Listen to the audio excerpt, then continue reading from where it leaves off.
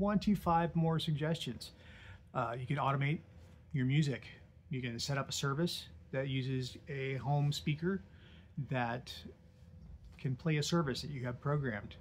You can set up your TV to remotely turn on and off, or do some basic settings changing or source changing, you know, from going from antenna to, you know, some other source like a video game or a DVD player. Have door handles that can actually act just like the deadbolts I mentioned before and have a locking mechanism, or they can auto open for you when you get close enough with motion. Garage door, that's an easy one if you have a garage. You can replace your garage door opener with a Wi-Fi enabled that will allow you to open and close your garage door on an app on your phone. Also set up a schedule so that after a certain amount of time or after a certain time period, you can have it check every hour to see if it's open and then close it, or vice versa. You can also add assistant capability so you can talk to it through your assistant, but that's usually a more expensive option, a monthly fee for that. Your air conditioning heating unit, whether it be a window unit or a whole house or a heat pump system, most of the newer ones can be Wi-Fi enabled or are Wi-Fi enabled. And if it's an older unit, not super old, but older, you can get a Nest thermostat, which was also Wi-Fi enabled, and you can control the temperature settings and potential savings. Your water heater, yes, those can be Wi-Fi enabled too, especially the new ones. Almost all of those are. And so you can adjust the temperature of the hot water, or, you know, put it in a different eco mode or a high use mode. Your dishwasher, yes, those can be Wi-Fi enabled as well, so that if you need to turn it on while you're at work for some odd reason, like you forgot to start it before you left the house for work in the morning, or, you know, you forgot to set it when you went to bed, well, you can just pick up your phone and start it from there. Your fridge. Fridges are becoming more and more technically complex. So therefore, you can see what's in your fridge depending on some of the newer, what fridge you get. Wi-Fi enabled, you can see what's in your fridge. And if you select things that are in your fridge, it'll pull up recipes for you from the internet or from your cookbook. Now that's pretty nifty. Washer and dryer. A lot of the new washer and dryers are also Wi-Fi enabled, and you can control them through an app on your phone as well. I'm not sure about the assistant, I haven't seen that yet, but you can definitely set schedules for them. And there's also the new heat pump combo washer dryers that are all one unit and don't have an air vent, because it reuses the hot air to dry the clothes after the washing. Those are also able to use a timer and be scheduled. Kitchen faucets that you don't have to touch it necessarily with your hand or use a lever. I'm pretty sure they're becoming voice activated too, so you can select whether or not they are hot or cold or in between.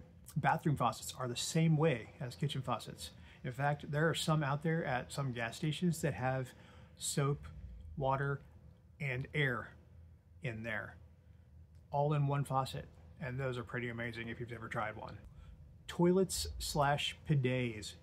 Yes, get a toilet slash bidet combo. I don't care who you are and how girly you think a bidet might be. Those things are technologically amazing. Not only do you have a toilet and a bidet that self-cleans itself, but there's lights for night, and you don't even have to lift the lid, because there are some that are well worth the money where you just get close enough and the lid raises on its own. And then, if you're a guy, there's a button on the front you can hit with your toe if you're just gonna stand there. Yeah, totally worth the money. Bathroom lights and fans. You can automate those as well.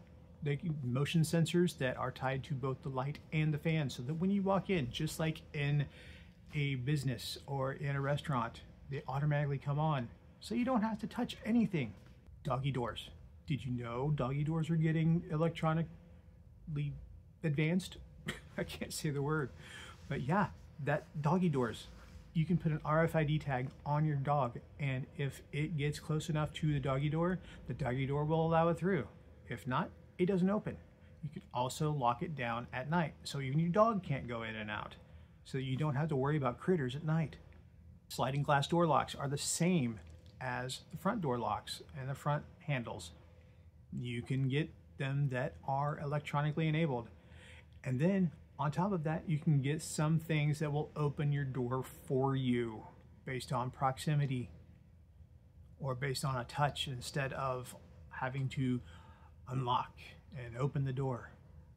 Yeah, it's crazy what you can do with home automation. Bed systems, if you have an adjustable bed, or if you have one of those pod systems that heats and cools each side of your bed, those can be app enabled and therefore assistant enabled.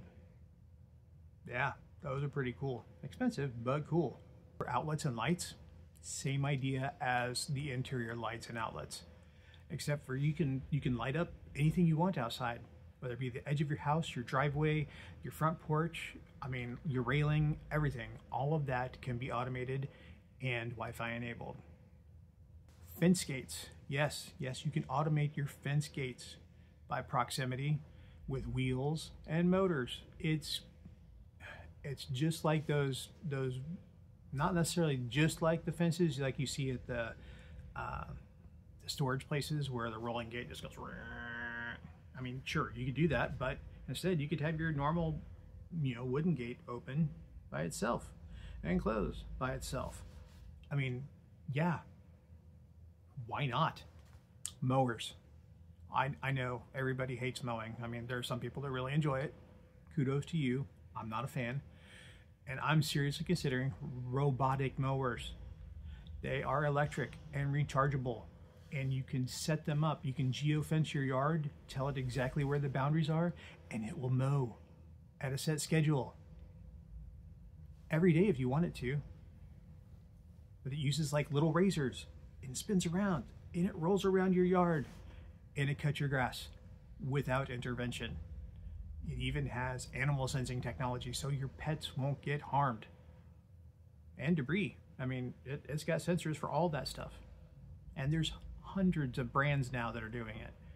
A lot of knockoffs, but a lot of the major brands are doing it too. This is where it starts getting really expensive. You can automate your breaker box, your home power panel. Yes, you can get that Wi-Fi enabled and able to look at everything through an app, seeing what rooms, if you've got a Wi-Fi breaker in there, it'll tell you what rooms are using how much power, and that'll tell you what rooms you can turn off. Like if you're in a storm, if you've got a generator or whatever, that'll help you minimize your electricity costs. In conjunction with that upgraded power panel breaker box, you could get solar and batteries so that you never have to worry about outages again, because you get enough battery and the solar charges it up for you. You don't have outages because it'll take the place of the power when it goes out. Or you could just be using all of that all the time anyway, because you will generate, if you have enough battery, you can generate all the power you need for an entire day, and then it charges up the next day.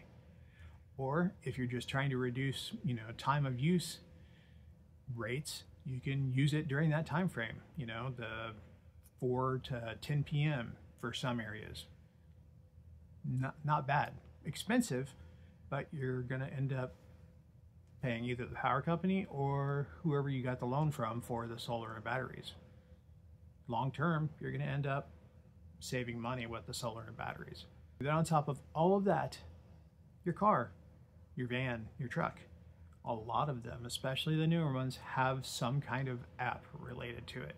And you can automate some things with it, whether it be, turning on at a certain time so it can heat or cool before you go to work or school, or making certain settings, presets, have it turn on your radio at a certain time or whatever. Some vehicles have those features. Use them.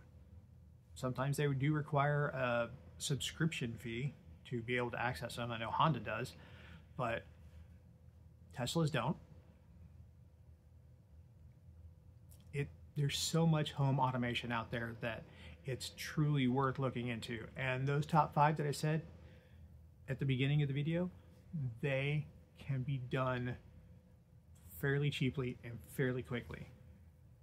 Yes, the hardwiring of outlets and switches are expensive because you have to have an electrician do that, and you have to have the right wiring for that. If you're in a newer home, it's not so bad, but if you're in an older home, that might cost more because you might have to get new wires run. But if you just want to get Wi-Fi bulbs or the Wi-Fi adapters that go into the plug, your already existing normal power plug, those work just fine, and they don't use any more power. It's very low power, so you're not going to be using excessive power in getting those types of things. There you go. 30 things you can automate, 5 being really easy. See you later.